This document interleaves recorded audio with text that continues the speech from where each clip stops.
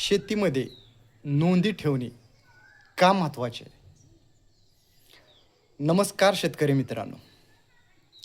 अनेक शेतकरी खूप मेहनत करतात, पण खर्च आणि उत्पन्नाची नोंद ठेवत नाहीत.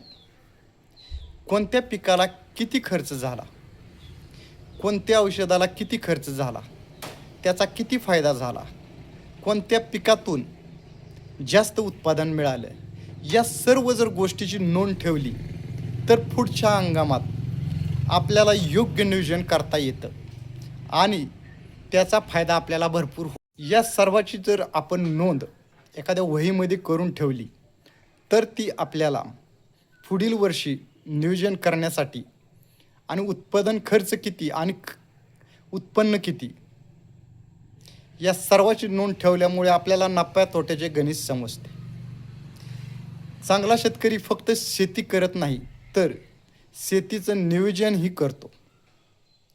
व्हिडिओ आवडला असेल तर लाईक करा आणि शेअर करा आणि मला फॉलो करा. धन्यवाद.